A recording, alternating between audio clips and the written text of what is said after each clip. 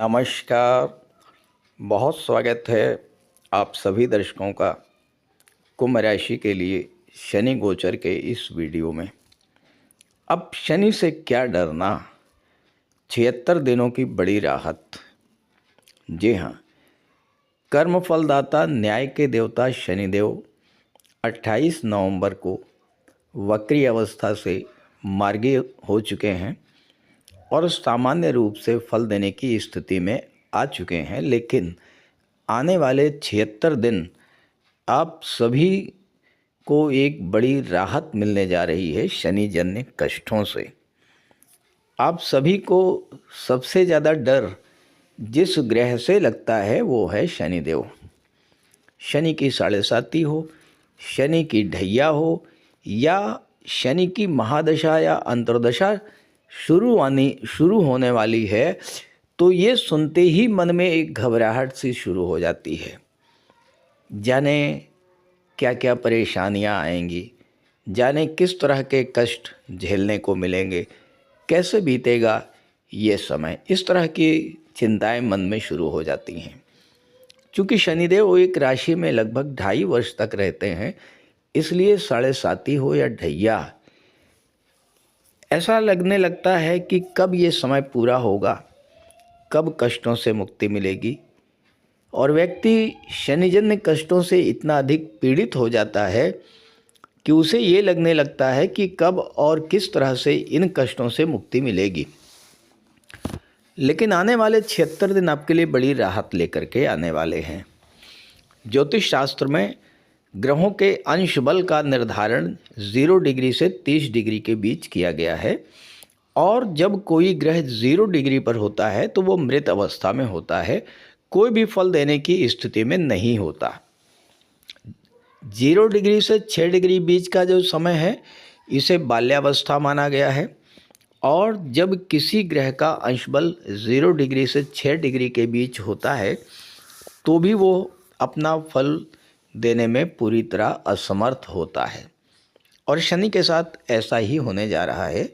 5 दिसंबर को शनि का अंश बल है 0 डिग्री और 20 फरवरी को शनि का अंश बल होगा 6 डिग्री। तो ये वो समय होगा जब आपको शनि जन्य कष्टों से राहत मिलेगी। लेकिन ध्यान रहे, इस दौरान कोई ऐसा कार्य मत कीजिएगा जो कि शनि को पसंद नहीं हो, क्योंकि 20 फरवरी के बाद जब शनि अपना फल देने की स्थिति में आ जाएंगे तो फिर शनि के न्याय के लिए भी तैयार रहिएगा।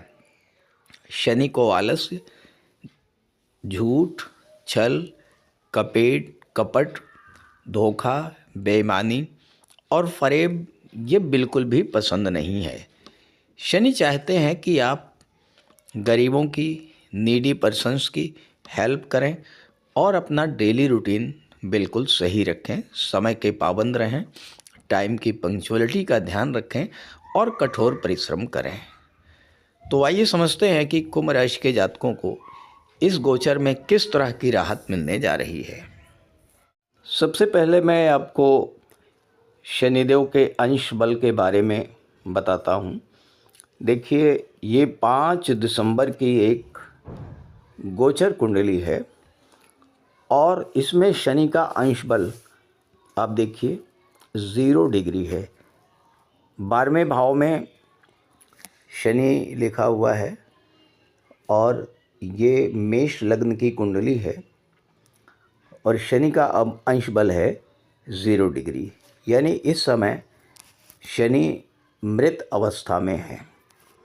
अब इसके बाद धीरे धीरे शनि का अंश बल बढ़ेगा। 0 डिग्री से 1 डिग्री होगा, फिर 2 डिग्री होगा, फिर 3 डिग्री होगा, फिर 4 डिग्री होगा, फिर 5 डिग्री होगा और फिर 6 डिग्री होगा। तो 0 डिग्री से 6 डिग्री तक शनि का अंश बल ये रहेगा 20 फरवरी तक। 20 फरवरी के बाद शनि का अंश बल 7 डिग्रीज होगा। तो उस समय बाल्यावस्था से शनि बाहर आ जाएंगे और अपना फल देने की स्थिति में होंगे। ये 5 दिसंबर की कुंडली है। अब मैं आपको 20 फरवरी की भी कुंडली दिखा देता हूँ। देखिए ये 20 फरवरी की कुंडली है और इस कुंडली में आप देखिए शनिदेव का अंश बल कितना है। यहाँ पर आप देखिए नवम भाव में शनि बैठे हुए हैं और शनि का अंश बल है 6 डिग्री। शनि के ऊपर 06 लिखा हुआ है। तो 20 फरवरी को शनि का अंश बल 6 डिग्री होगा। इसका मतलब ये हुआ कि 5 दिसंबर से और 20 फरवरी के बीच के जो 76 डेज़ हैं इसमें शनि बाल्यावस्था में रहेंगे और अपना फल देने में असमर्थ रहेंगे। इसके बाद शनि का अंश बल बढ़ेगा और फिर धीरे धीरे शनि युवावस्था की ओर बढ़ेंगे और फल देने की उनकी क्षमता भी बढ़ती चली जाएगी। आइए अब समझते हैं कि मकर राशि के जातकों को क्या फल मिलेगा।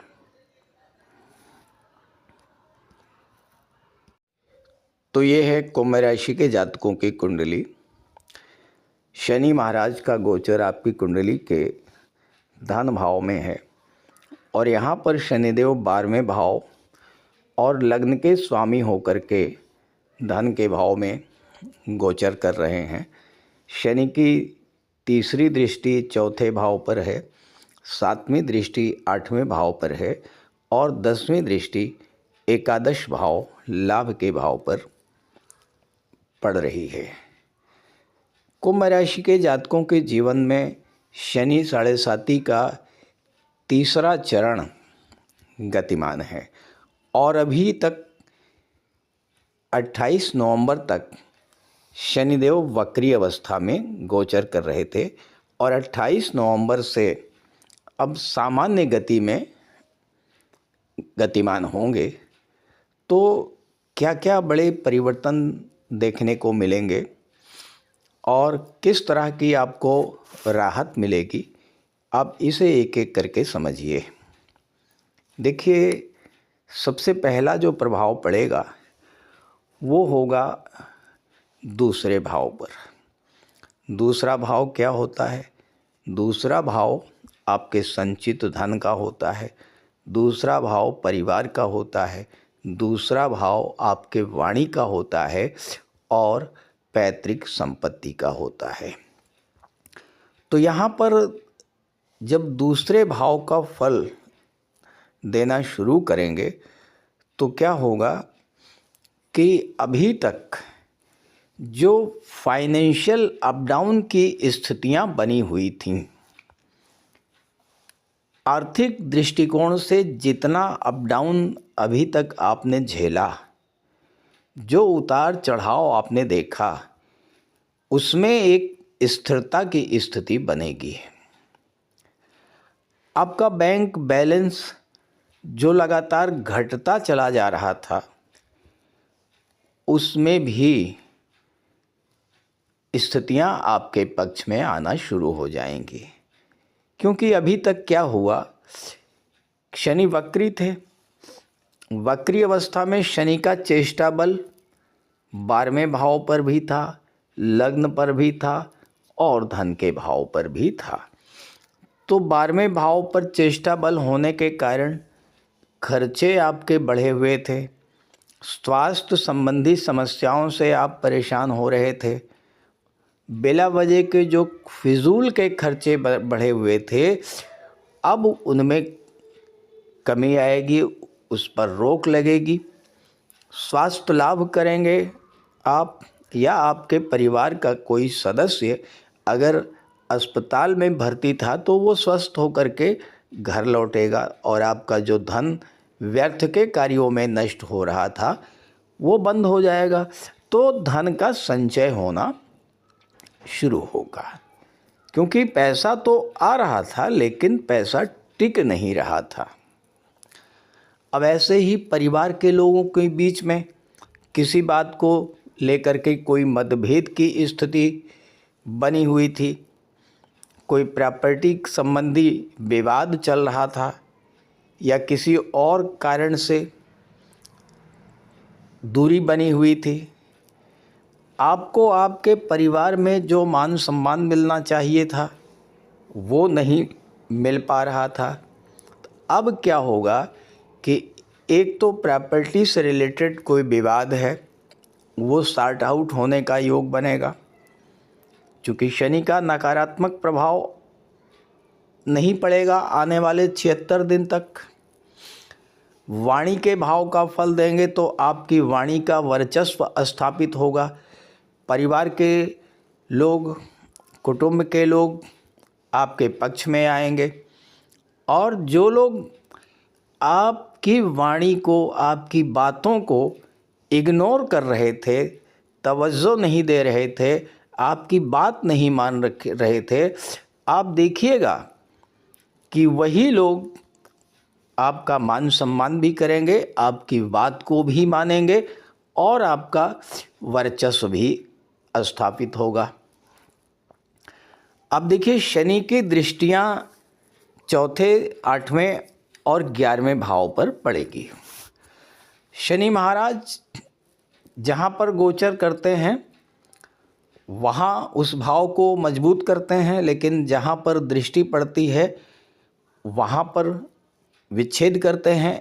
ऐसी ज्योतिष शास्त्र की मान्यता है। लेकिन शनि की दृष्टि जिस भाव पर पड़ रही है वहाँ पर ये देखना जरूरी होता है कि कौन सी राशि है। अगर मित्र राशि है तो फिर विच्छेद नहीं होगा, वहाँ पर फिर आपको लाभ की स्थिति बनेगी। अब देखिए, चौथे भाव में कौन सी राशि है? वृषभ राशि है। इसके स्वामी शुक्र हैं। शुक्र शनि के मित्र हैं, तो फिर चौथे भाव के अच्छे ही फल आपको प्राप्त होंगे। 8वें भाव पर दृष्टि है। 8वें भाव में कन्या राशि है, जो कि बुध की राशि है, वो भी मित्र की राशि है, तो यहाँ भी अच्छे फल मिलेंगे। और 11वें भाव में गुरु की राशि है, जहाँ की गुरु के साथ शनि का संबंध है, तो तीनों ही दृष्टियों का प्रभाव विच्छेदात्मक नहीं होगा, सकारात्मक फल आपको प्राप्त होगा। और दूसरी बात यह है, चूँकि शनि आपकी कुंडली के कारक ग्रह हैं, आपके राशि के स्वामी हैं, और ऋषि पराशर का कहना है कि शनि अगर आपके लिए कारक हैं तो फिर जहाँ पर दृष्टियाँ डालेंगे वहाँ पर भी लाभ की स्थिति बनाएंगे। अब चौथे भाव पर शनि की दृष्टि पड़ेगी। वक्री अवस्था में आपने कोई मकान बनवाना शुरू किया और वो कार्य पूरा नहीं हो पाया। अब आप देखिएगा कि आपका जो मकान अधूरा रह गया था वो मकान आपके पूरा होगा। भौतिक सुखों का भाव होता है चौथा भाव, माता का, मातृभूमि का भाव होता है, जनता का स्थान होता है। तो अगर शनि के वक्री होने के कारण माता के स्वास्थ्य में कोई कमी आई थी या आपको घर से दूर जाना पड़ा था, तो उन स्थितियों में सुधार आएगा, भौतिक सुखों में वृद्धि होगी, माता का स्वास्थ्य ठीक होगा और आपके घर लौटने का भी योग बनेगा। आप अपने घर को रेनोवेट कराना चाहते थे, घर की विस्तार करना चाहते थे, लेकिन नहीं कर पाए क्योंकि शनि वक्री थे, तो अब एक बहुत अच्छा योग बनाएंगे शनिदेव और आप अपने घर को रेनोवेट करा सकते हैं। कोई भूमि, भवन, वाहन, गाड़ी, घोड़ा, ये सब चीज़ें आप खरीदना चाह रहे थे तो इसका भी बहुत अच्छा योग बनेगा। अगर आप पॉलिटिक्स में हैं तो पब्लिक में आपको मान सम्मान मिलेगा, पब्लिक से आपको सपोर्ट मिलेगा और राजनीति में भी आप बहुत लाभ की स्थिति में आएंगे। कोई प्रॉपर्टी आप खरीदना चाहते थे या बेचना चाहते थे, लेकिन शनि वक्री थे तो ना बेच पा रहे थे ना खरीद पा रहे थे, कोई विवाद की स्थिति बनी हुई थी, तो शनि महाराज उस विवाद को भी समाप्त करेंगे और प्रॉपर्टी को भी आप सेल आउट कर पाएंगे। माता के स्वास्थ्य में सुधार आएगा, माता से रिलेशंस आपके अच्छे होंगे। इस तरह की चीज़ें आपको देखने को मिलेगी चौथे भाव से संबंधित। अब शनि की दृष्टि 8वें भाव पर पड़ेगी और 8वां भाव क्या होता है? 8वां भाव जो है ये विघ्न बाधाओं का, रुकावटों का होता है। 8वां भाव तो सबसे खराब भाव माना जाता है, लेकिन शनि 8वें भाव के कारक होते हैं। चूँकि 8वां भाव आयु को दर्शाता है और शनि आयु को के कारक होते हैं, तो कार्यों में विघ्न बाधा, रुकावट, बार बार कार्यों का बिगड़ जाना, इन सब के कारण साढ़े साती के दौरान या उसके बाद वक्री अवस्था में आपको जो मानसिक तनाव की स्थितियां बनी, आपकी जो मानसिक चिंता बढ़ी, ये सारी चीज़ें भी आपको समाप्त होने जा रही हैं।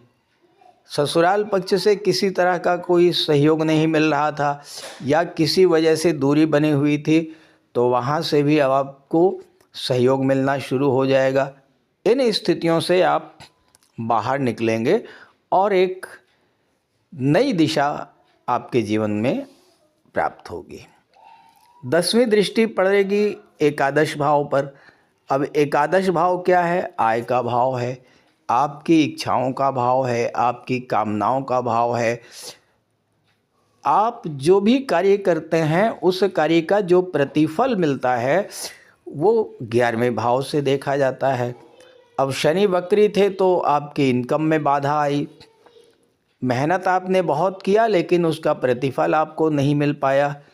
तो अब शनिदेव क्या करेंगे? आपका जो पैसा रुका हुआ था वो पैसा आपको मिलना शुरू होगा, आय में वृद्धि होगी और यहाँ पर शनि महाराज आपकी इच्छाओं को पूरा करेंगे। कोई पुरानी इच्छा जिसे पूरा करने का प्रयास आप काफ़ी दिनों से कर रहे थे, नहीं कर पा रहे थे, तो उस तरह की इच्छाएं आपकी पूरी होंगी। बड़े भाई बहनों का सहयोग आपको प्राप्त होगा, मित्रों का साथ आपको मिलेगा, आपके सोशल सर्किल से आपको लाभ मिलेगा। चूँकि शनि आपके लग्नेश हैं तो आपके व्यक्तित्व में भी एक जो हताशा निराशा की स्थिति बनी थी उसमें भी सुधार आएगा। फालतू के जो खर्च बढ़े हुए थे उसको भी समाप्त करने का कार्य करेंगे शनिदेव। तो इस तरह के लाभ कुंभ राशि के जातकों को मिलने जा रहे हैं। अब प्रश्न ये है कि क्या सभी कुंभ राशि के जातकों को एक ही जैसा लाभ मिलेगा? ऐसा बिल्कुल भी संभव नहीं है, क्योंकि कुंभ राशि के 1-2 नहीं करोड़ों जातक हैं और आपकी जन्म कुंडली में शनि की क्या स्थिति है, जब तक ये ना देखा जाए तब तक ये नहीं कहा जा सकता है कि शनि आपको इसी तरह का लाभ प्रदान करेंगे। तो अगर आप अपनी जन्म कुंडली का विश्लेषण कराना चाहते हैं तो इसी वीडियो के डिस्क्रिप्शन बॉक्स में मैंने अपना व्हाट्सएप नंबर दे दिया है। आप अपनी समस्या वहाँ भेज सकते हैं और मैं उसका ज्योतिषी समाधान प्रस्तुत करने का पूरा प्रयास करूँगा। नमस्कार।